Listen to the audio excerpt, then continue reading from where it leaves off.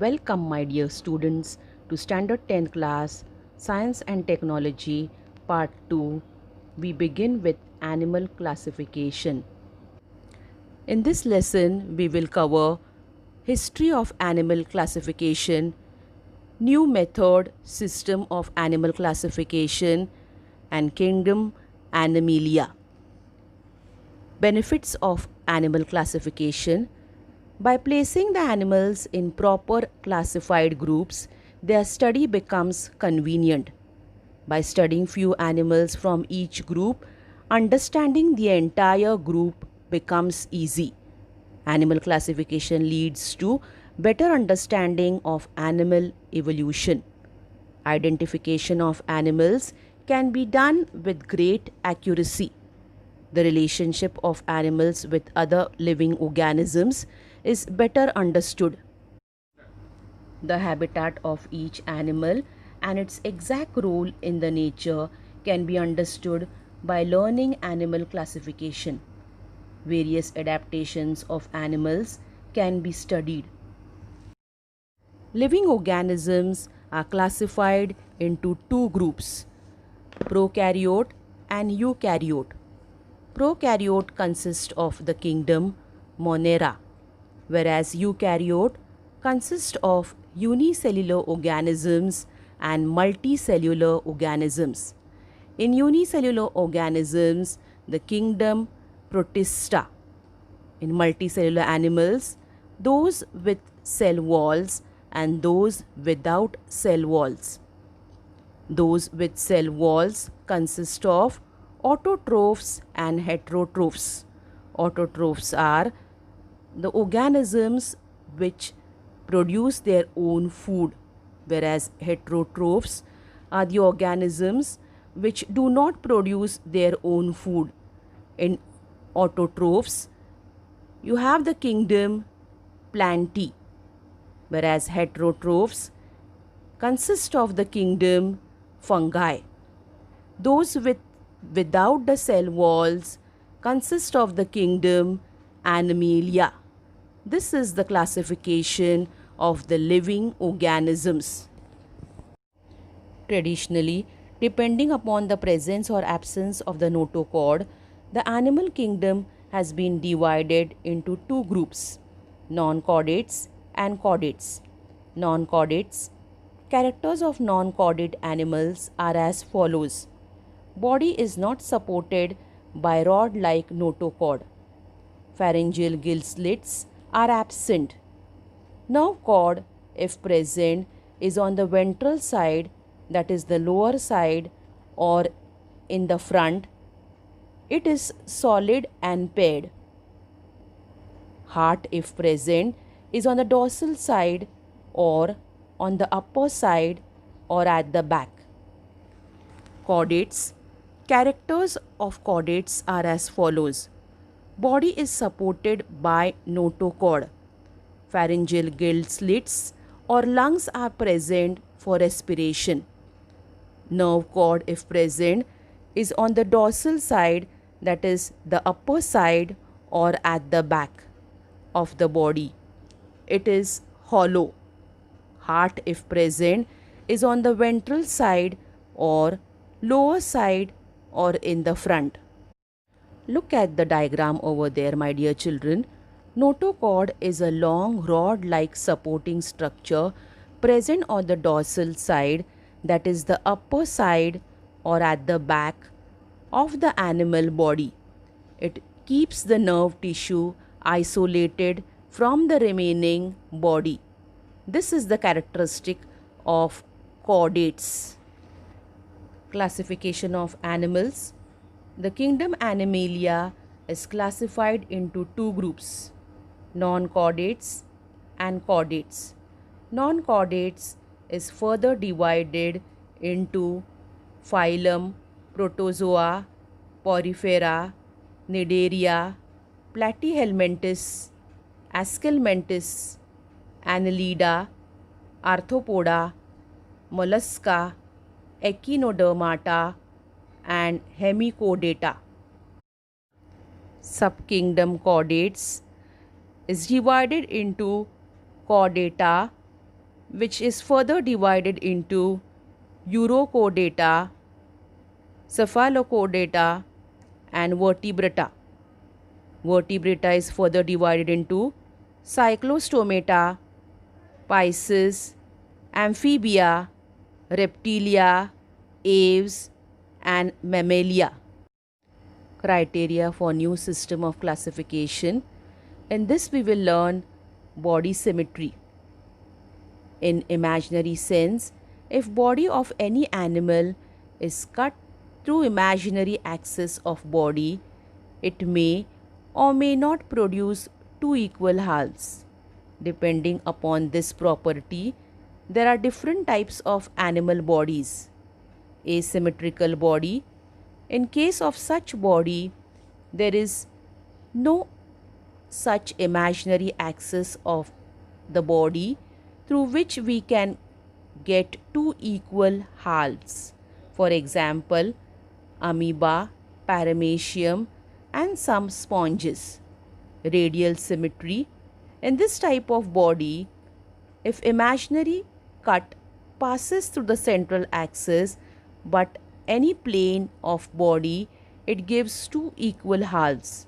For example, starfish. In case of this animal, there are 5 different planes passing through central axis of the body through which we can get two equal halves. Bilateral symmetry. In this type of body, there is only one such imaginary axis of body through which we can get two equal halves. For example, insects, fishes, frog, birds, human, etc. In the diagram, you can see the first diagram shows asymmetrical body. The second diagram is showing radial symmetry, and the third diagram shows bilateral symmetry. Germ layers, diploblastic and triploblastic.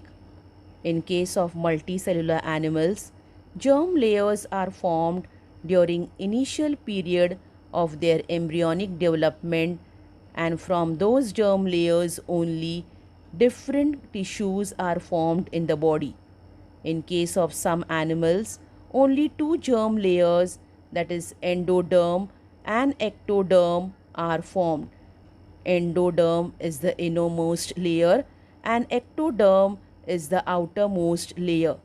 For example, cnidarians. In most of all the remaining animals, three germ layers are formed. Mesoderm, that is the intermediate layer in between the endoderm and the ectoderm, is formed in most of the animals. Body cavity or coelom. Cavity between the body and the internal organs is called as the cavity or coelom.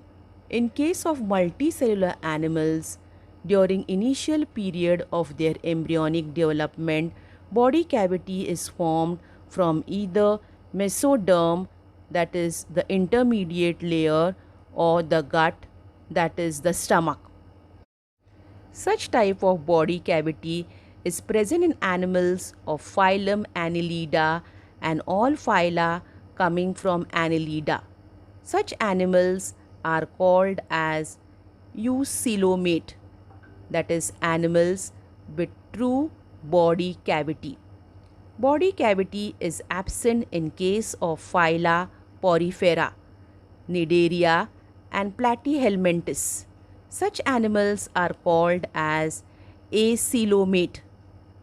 In case of animals from phylum Aschelminthus, they have body cavity, but it is not formed by the above mentioned two ways. Hence, those animals are called as pseudocoelomates. Body segmentation. If the body of animals is divided into small, similar units, then such body is called as segmented body, and each small unit is called as a segment. For example, animals like earthworm from phylum Annelida. Classification of animals. The kingdom Animalia is bifurcated into cellular grade and tissue organ system. It is further divided with the help of the body symmetry as asymmetrical, radial, and bilateral for cellular grade, asymmetrical body. For tissue organ system, it is radial and bilateral. For asymmetrical body, acylomate body cavity, and in that we have phylum Porifera.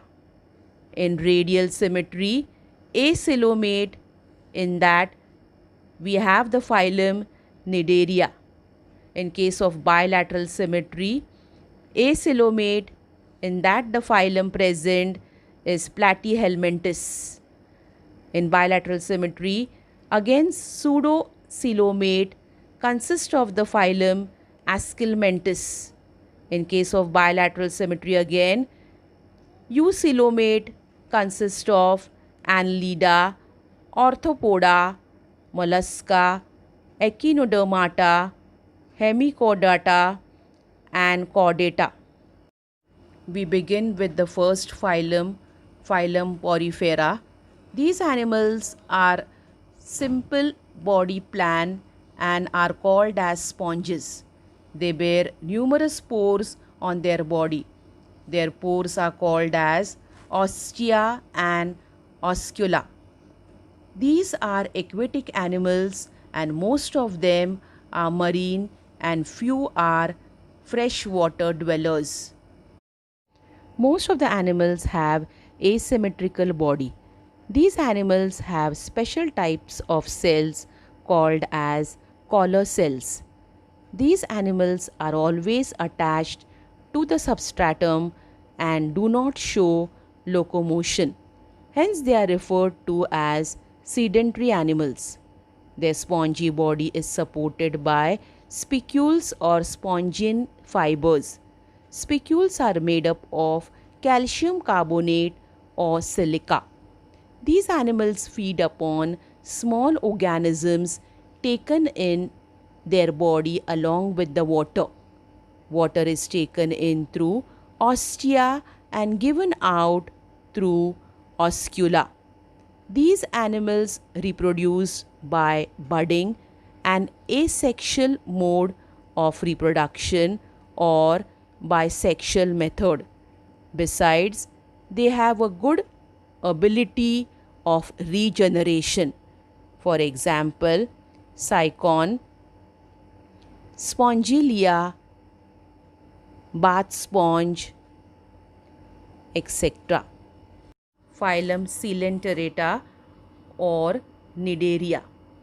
Body of these animals is cylindrical or umbrella-like. If it is cylindrical, it is called as polyp, and if it is umbrella-like, it is called as medusa. Most of these animals are marine, only few are freshwater dwellers. Body of these animals is radially symmetrical and diploblastic. Cnidoblast bearing tentacles are present around the mouth. Tentacles are useful for capturing the prey, whereas cnidoblasts inject the toxin in the body of prey. Those are useful for protection too. For example, hydra, coral, sea anemone, etc. Phylum Platyhelminthes. Body of these animals is slender and flat like a leaf or strip. Hence, they are called as flatworms. Most of these animals are endoparasites. Few are free-living and aquatic. Body is acylomate and bilaterally symmetrical. These are triploblastic, that is, their body is made up of 3 germ layers: endoderm, ectoderm, and mesoderm. These animals are hermaphrodite, that is, male and female reproductive systems are present in the same animal. For example, liver fluke, planaria, and tapeworm. Phylum Aschelmantis. Body of these animals is long, thread-like or cylindrical. Hence they are called as roundworms. These animals are either free-living or endoparasites. Free-living animals are either aquatic or terrestrial. Body of these animals is triploblastic and pseudocoelomate. Body of these animals is non-segmented and covered with a thick cuticle. These animals are unisexual, that is, the male and the female are separate. For example, Ascaris, that is intestinal worm, filarial worm, eye worm, etc. Phylum Annelida. Body of these animals is long, cylindrical, and metamerically segmented. Most of these animals are free living, but few are ectoparasites. Free living animals may be marine or freshwater dwellers or terrestrial. These animals are triploblastic, bilaterally symmetrical, and eucoelomate. These have setae or parapodia or suckers for locomotion. Their body is covered with special type of cuticle. These animals are either hermaphrodite or unisexual. For example, earthworm, leech, etc. Thank you, my dear children.